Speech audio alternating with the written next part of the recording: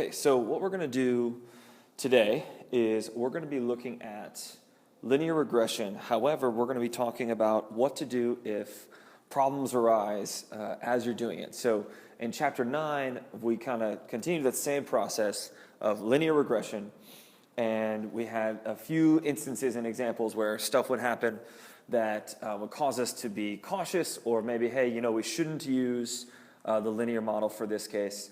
For example, like extrapolation, you want to be cautious if you're extrapolating, past your data values. So again, in chapter 10, we're still looking at the regression model. However, we're going to come up with a way to re-express the data. So that means use one of those functions that you've learned in algebra or in pre-calculus to look at a way we can re-express the data so that a linear model can be used. The idea is that we can say a lot more about this data if a linear model is appropriate. So that's our goal here. So what I'm going to do is I'm going to work through these three examples, and you're going to work along with me. And the idea is that we want to do the same things we've been doing, but we're going to come across some type of problem, and we have to figure out a way to re-express to keep moving. So I'm going to reference a lot this slide in your notes called the ladder of powers.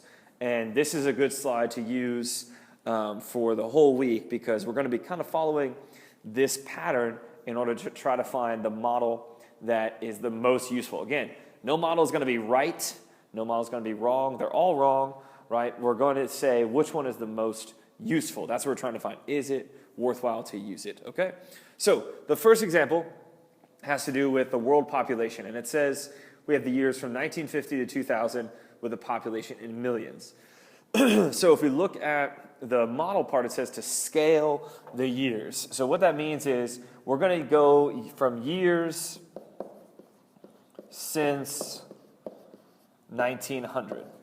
So I'm going to open up my calculator document to show you this, so you can see what I put in the actual list and spreadsheet. So you'll see we have years since 1900. So because of that, 1950 is not 1950.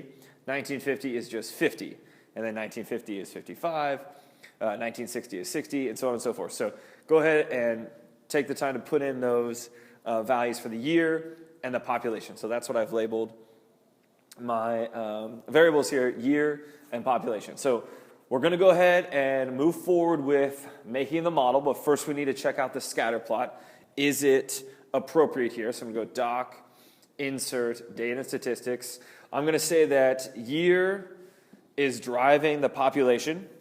All right, so year is driving the population, so year explanatory, and population the response. And if you look, it looks, it almost looks like exactly straight lines. So I would say the correlation coefficient would be very close to 1.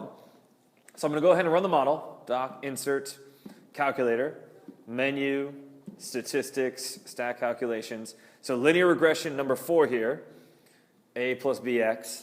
We're saying the explanatory is year, the response is the population, and it's going to go into F1.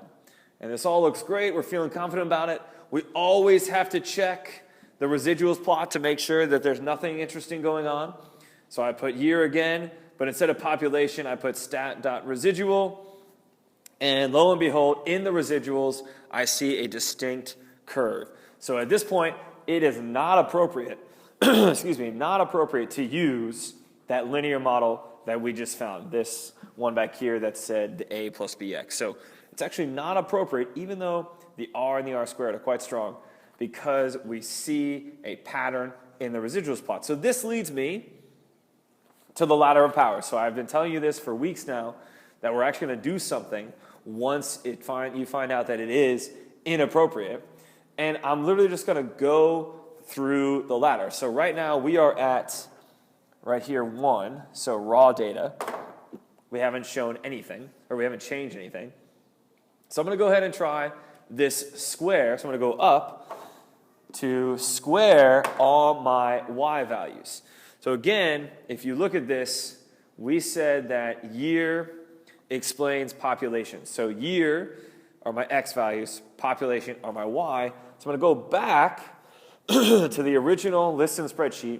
In column C, I'm going to square all my population values. So I'm going to label this square pop, so SQ pop. All right, you can label whatever you want, so I'm just squaring the population. Now, I've been telling you guys ever since we started this course that we're leaving this like diamond right here, that part blank, but finally we get to write something in there. You're going to write equals, and so basically the calculator is asking, okay, this is square pop, what do you want to do to it? So I'm going to type in population, but I want to square it. So I'm going to type in population. Nation. Oh, the smartboard is struggling. Give me a second. Technical difficulties. We'll get there. I'm not even sure if it's still recording. Of course, this would happen when I'm trying to record. Of course. Don't even know if it's still recording. Hope so. Guess we'll find out. Let's see, it's back. Are you still recording? Yes, you are. Excellent. So we'll just keep going. So population. Population.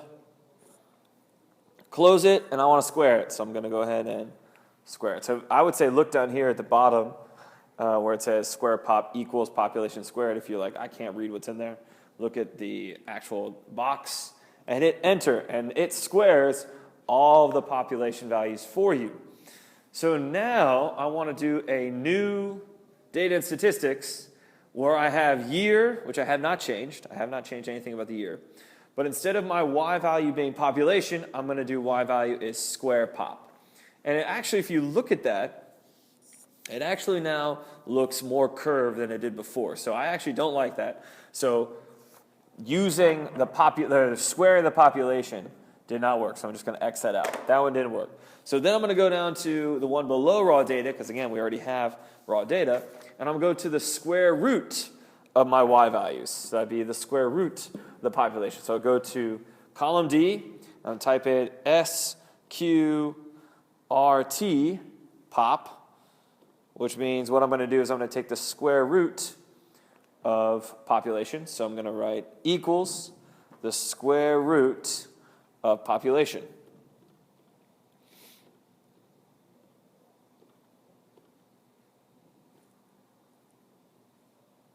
Excellent. Hit enter. Now it's taken the square root of population. So I'm going to go back to my scatter plot.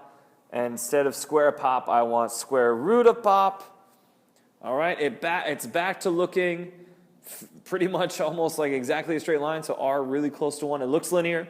But again, I need to go to my calculator page, which is this tab, menu, statistics, stat calculations, A plus BX. My year is still my explanatory, but this time my response is square root of the population. Notice where it's saving your equation to. Mine it's saving to F2. And I always have to check the residuals. So I'm going to insert a new data and statistics page to do year, and then stat.residual. Now, it kind of looks a little bit like there might be a pattern, but it definitely doesn't look like it did before when it was that perfect curve almost. So I'm going to go with this is my most appropriate one. So again, I'm going to be using the A being 21.3511. That's going to be my y-intercept, and my slope is going to be 0.565593. So I'm going to go ahead and write that for my model here. So I'm going to have the square root of population hat equals 21.35 plus, again rounding, but you don't need to round, all good, 0.566 times the year. And again, make sure you know that we're looking at year since 1900. All right, so when it says a prediction for 2005, I'm going to be plugging into year. How many years since 1900? 105. So that's going to be 105 going in to year. Now, it saved this into my regression equation, F2. All right, so I'm going to go ahead and just type in F2 of 105. and I'm going to get 80.78. So I get a lot of students that get that and they write, okay, great. My answer is 80 million. But when you look, that makes no sense because if we're going to 2005, unless we've had some type of, I don't know, zombie apocalypse or whatever, some kind of catastrophic event, you would think we would be getting over 6 billion because we had 6 billion in 2000. So the reason that is that that's because the square root of the population that we're predicting in 2005 is equal to 80.7384. So in order to get the actual prediction, we need to remove that square root by squaring both sides. So yes, whenever you re-express, you're probably going to have to do some algebra at the end just to make sure you get the exact number. So I'm going to take that answer and I'm going to square it. All right, and we're getting over 6.5 billion, so 6518.69. We'll just round to 6519. So 6519 million, which makes sense in terms of what I have seen in the previous years. Now again, I'm excluding the idea here that it would be extrapolation. We're going past 2000, but we could, if you wanted to Google what was the population in 2005 to see if this model is useful, because hopefully it's close to 6.5 billion people. Anyway, so that's the example for number 1. So I'm going to go ahead and stop now and let you guys have a look at that, and then we'll be back with example 2.